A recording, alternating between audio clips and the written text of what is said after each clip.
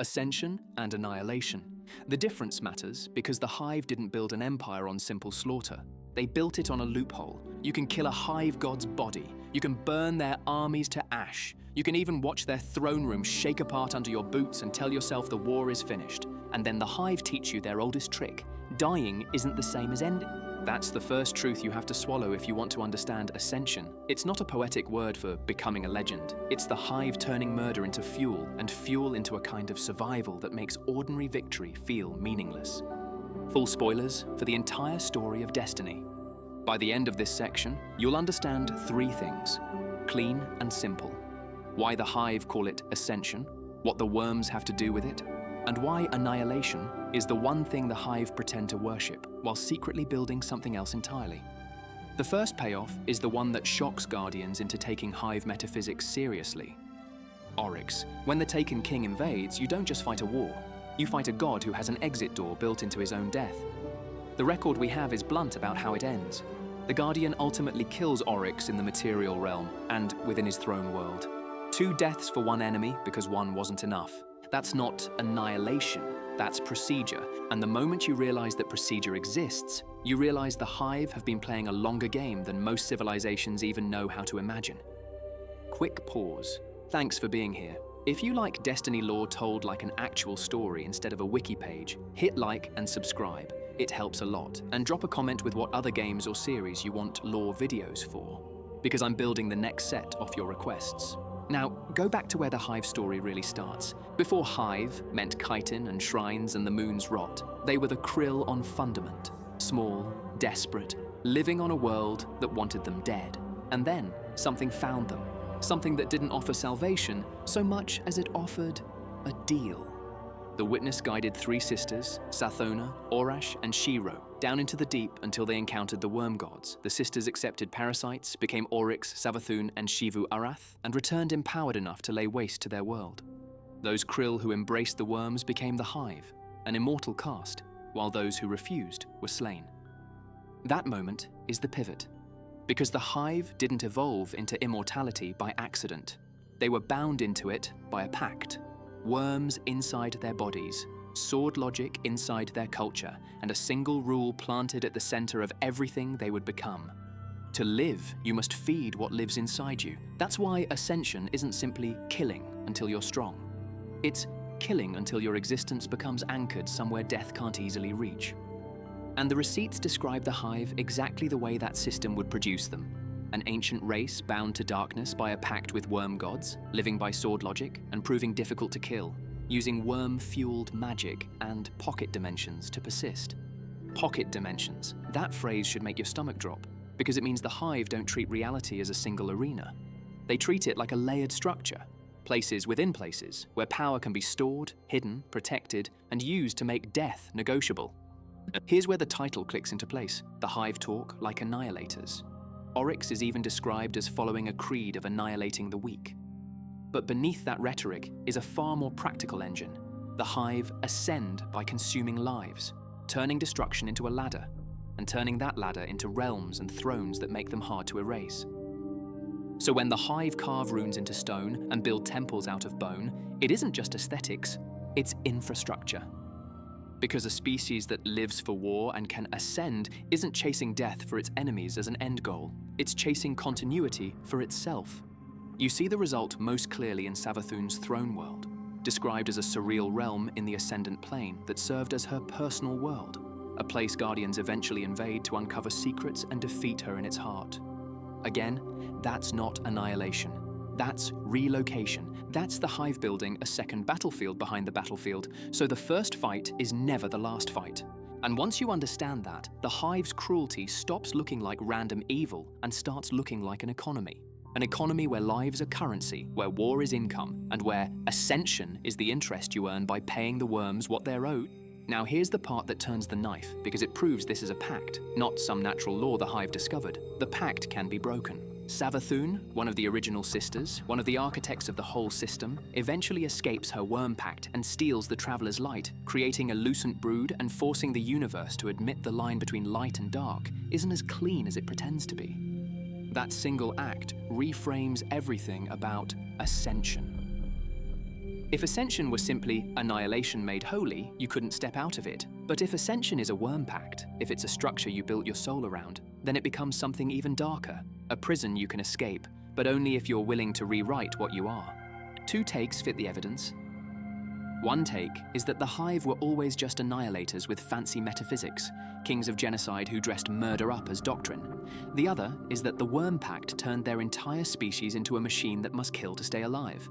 And sword logic is the story they tell themselves, so the hunger feels like purpose. I lean toward the second. The pact comes first, the ideology grows around it, and the Hive spend eons pretending the cage is a crown. So here's the mini-arc to end on, clean and resolved. If you think Hive Ascension means they annihilate everything, you'll keep trying to win with the wrong kind of victory. Because the Hive don't worship death as an ending. They weaponize death as a resource. They take lives to feed their worms. They take conquest to fuel their persistence.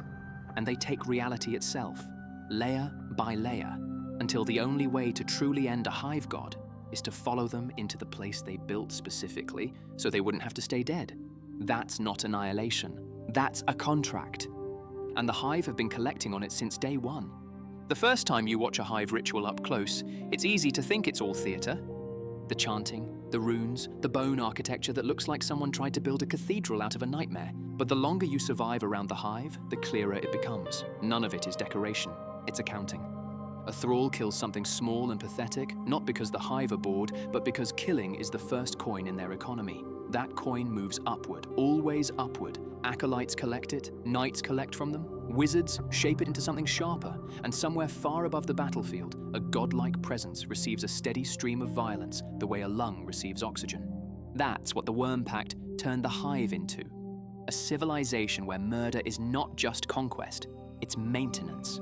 Because the worm inside the Hive doesn't care what you meant by your crusade. It cares whether you fed it. And if you don't feed it enough, you don't get punished with guilt. You get punished with hunger. That hunger is why annihilation is a mask the Hive wear so convincingly. Their doctrine talks like the universe is a simple test. The weak should be erased, the strong should remain. Reality should be cleaned until only the sharpest thing is left. But that's not what the Pact actually rewards. The Pact rewards continuation. It rewards a system where violence never stops moving, where every kill is converted into tribute, where tribute becomes power, and power becomes the ability to step sideways out of ordinary death. Because that's what Ascension really is. Not a holy death blow you land on someone else, but an escape hatch you build for yourself. You can feel the difference the first time you chase a Hive leader into a place that isn't quite a place. You'll be fighting in a corridor, in a cave, on a ship, somewhere physical, somewhere you can point at on a map. And then the air changes. The shadows deepen in a way light shouldn't allow. The walls start behaving like thoughts instead of stone. And then you cross a threshold and realize the battlefield has moved into a pocket of reality that doesn't fully belong to the world you came from. That's the Hive cheating. Not with a trick, with infrastructure. They created realms where their power is stored and their deaths are negotiable. Not erased, not undone, reinterpreted. Their body can fall in the real world and still not be finished because their true anchor is elsewhere. This is why the Hive's language about annihilation is so deceptive. Annihilation sounds final. It sounds simple. It sounds like a goal you can achieve if you just hit hard enough. But the Hive don't actually bet their existence on finality. They bet it on layering, a life inside a life, a world inside a world. A throne behind the throne. Which means when you fight a Hive god, the first kill is never the question. The question is whether you can follow the second life to where it's hidden. That's why the Taken King didn't die like a normal enemy. His invasion forces you to learn the Hive's rules the hard way. You can destroy a god's presence in the material realm and still not have ended the god. The real end requires you to step into the space that God made to survive endings, to reach the throne at the heart of it, and finish the job where the Pact keeps its deepest savings. It's not a double tap for style. It's the only way death can mean anything against a being that has ascended. And here's the part that makes the title sting. This isn't a natural feature of the universe the Hive discovered. It's a contract the Hive accepted. The Worm Pact is the engine that powers everything. Sword logic, tribute, throne worlds, the way Hive hierarchy feels like a machine. The worms demand constant payment, so the Hive built a culture that can't stop paying. Every rung of their society exists to keep the flow moving upward, because somewhere above all of them sits the same truth. If the tribute stops, the hunger turns inward. So Ascension isn't the Hive becoming pure destruction. It's the Hive engineering a way to survive the cost of their own bargain. They talk like annihilators because it makes their hunger feel like purpose. It makes the tribute feel noble. It makes the slaughter feel inevitable, like they're only obeying the universe's true law. But underneath the rhetoric, it's still the same ugly math that started on Fundament. Worms inside bodies, bodies inside systems, systems inside hidden realms, violence as oxygen, reality as a hiding place. And once you see it that way, you stop asking the wrong question. You stop asking, how do we annihilate them? You start asking, what is the pact buying them, and where did they store it? Because if Ascension is a worm pact, then the Hive aren't worshipping the end of everything. They're worshipping the only thing the pact lets them have: more time. That's the trick. They want you to look at a burned-out settlement, a gutted ship, a moon turned into a shrine of rot and candles, and come to the simplest conclusion a frightened mind can reach. They annihilate things. They erase life. They are the final word. Because if you believe that, you fight them the wrong way. You chase body counts. You chase bosses. You chase the one big kill that will finally make the system quiet again. And the Hive, patient as hunger, let you. They let you win battles that look decisive. They let you put trophies on your belt. They let you say the words out loud. We killed it. Then they show you what Ascension really is. Not annihilation, a pact. A set of rules that turns murder into a ladder, and a ladder into a place where death has to ask permission to matter.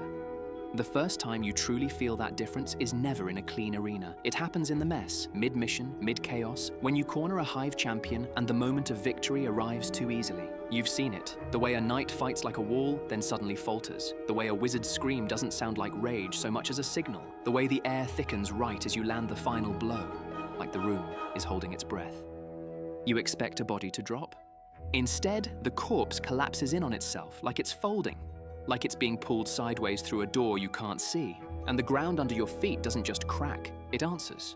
Runes flare faintly, like embers under ash. Shadows take on depth that light shouldn't allow.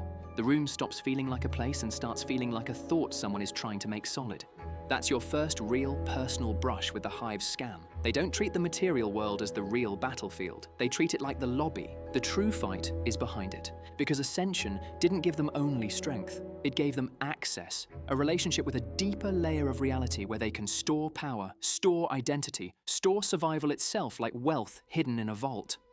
That's the pact at work, right there, in the way a death refuses to stay local. You could chalk it up to magic. You could call it darkness. You could throw a dozen tower terms at it and still miss the point. So here's the point. The worms didn't just demand tribute. They demanded a system that could never stop producing it. And the Hive built that system with the same cold brilliance a desperate species builds an engine when it has no other option. A thrall kills something small. That kill becomes tribute. The thrall doesn't keep it. It tithes it upward. An acolyte collects from thralls. A knight collects from acolytes. A wizard shapes it, refines it, makes it sharper. And above them all, something you haven't even seen yet receives the flow like blood returning to a heart. That's why the Hive can talk about annihilation with such confidence. Because the violence isn't just ideology, it's a supply line. If you're enjoying this kind of lore, story first, but still locked to what the universe actually supports, quick thanks for being here. Like and subscribe, it helps a lot. And tell me what other games or series you want lore videos for. I'm building the next run from what you request. Now, here's where the Hive's Ascension myth gets exposed. If annihilation were the true goal, the Hive would be content to destroy. But the Hive don't merely destroy, they convert. They convert death into power. Power into persistence. Persistence into a second, hidden life that sits behind the first like a shadow with teeth. And once you understand that, the Hive's obsession with hierarchies stops looking like culture and starts looking like plumbing.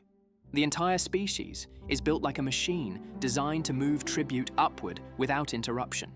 It's the kind of system you build if the thing inside you will eat you alive when you fall behind. Because worms don't accept vacation.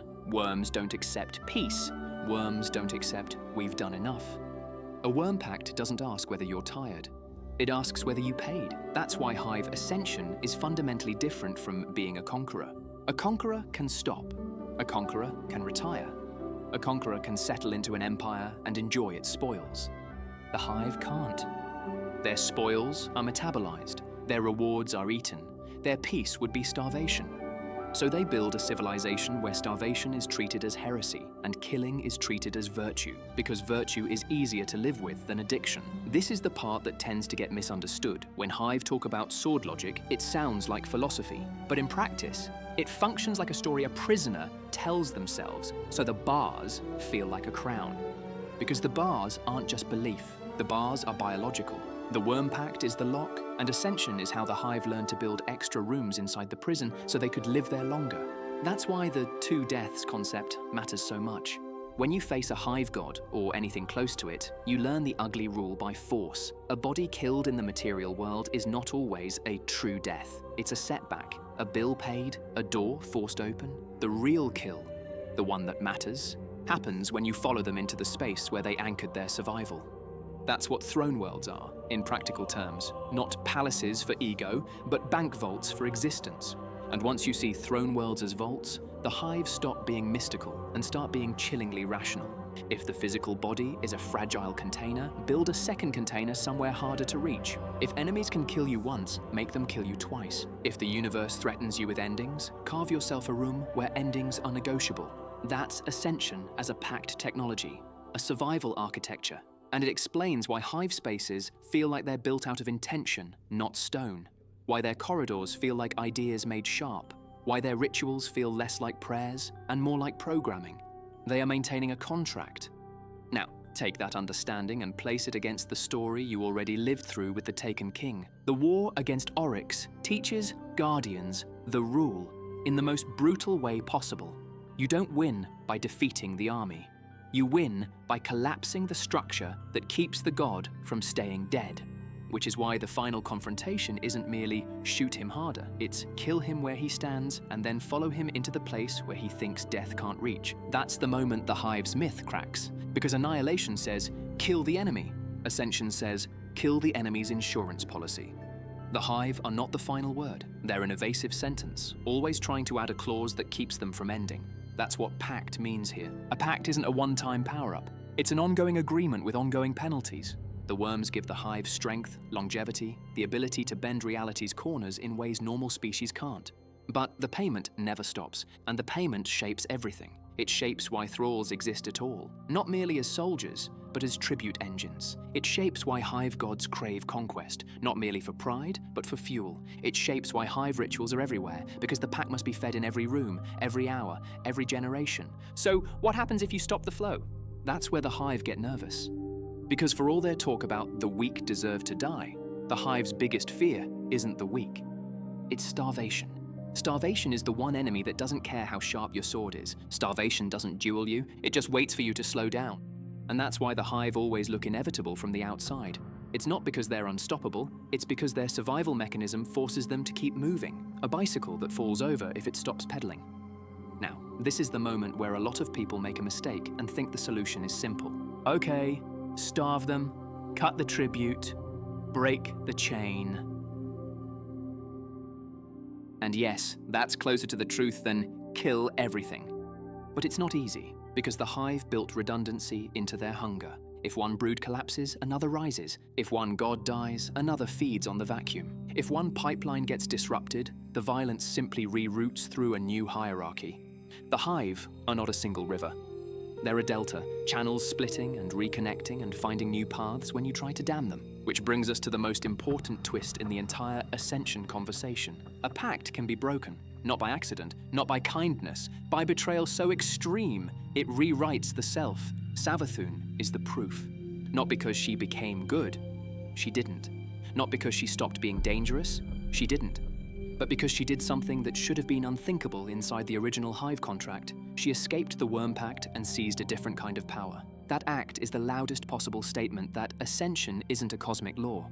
It's an arrangement, a structure, a prison, and prisons can be escaped if you're willing to pay a price worse than staying inside. Because think about what it means for a Hive god to sever the pact. It means removing the thing that has been your heartbeat for eons. It means stepping away from the logic that defined your identity. It means risking the one punishment the worms always promised, consumption from within. And Savathun did it anyway. Which reframes the entire Hive saga in one harsh light. The Hive didn't ascend because annihilation is the universe's true religion. They ascended because they were engineered, through desperation and manipulation, into taking a deal that made war their only sustainable lifestyle. The deal created their metaphysics, their hierarchy, their culture, their truth. And then one of their founders proved that the truth could be outplayed. That changes how you should read every Hive ritual going forward, because it means the Hive are not just zealots, they're debtors, and debtors act differently when they realize the contract isn't sacred. Some double down, some rebel, some fracture. That's what makes the post-Savathun Hive landscape feel less like a monolith and more like a wounded machine still trying to run on a fuel line that got cut. Now, here's the comment magnet fork that actually matters for how you interpret Ascension, and I'll take a stance so it doesn't end as a shrug. One interpretation is that the Hive are annihilators first, monsters who chose genocide and deserve whatever ends they get, pact or no pact. The pact is just a tool they used, and the suffering they caused is enough to condemn them without nuance. The other interpretation is that the pact is the true villain, an engineered hunger that turned a desperate people into an empire of violence, where every moral exit ramp was also a death sentence. In this reading, the Hive are both perpetrators and prisoners, and that's what makes them such effective weapons for bigger powers. I land closer to the second interpretation as the foundation, while still refusing to let it absolve them. The pact made the path, but the Hive paved it in blood again and again, until they couldn't remember what they were before the hunger. If you disagree, drop your take in the comments with conviction. The best Destiny lore debates are the ones that treat the universe like it's complicated on purpose. Now, we bring it home, cleanly, without pretending the Hive are solved. If you've been thinking of Hive Ascension as they annihilate and become gods, flip it. Hive Ascension is what happens when a species accepts a parasite that turns survival into an obligation, then builds a civilization that can keep paying the obligation forever. It's not annihilation. It's finance, it's tribute, it's interest, it's compounding returns on violence. And throne worlds, those hidden layers where Hive gods store their persistence, are the vaults where the returns accumulate until they can spend them to avoid endings. That's why killing a Hive god is never a single moment. It's a campaign against an entire structure designed to make death fail. And that's why the real victory condition is never wipe them out. The real victory condition is always some version of the same idea. Break the pact, starve the contract, collapse the hidden rooms where they store their second lives, make their Ascension stop working. Because when Ascension is a pact, the Hive aren't the end of everything. They're a system that looks like an ending until you finally learn where the system keeps its keys.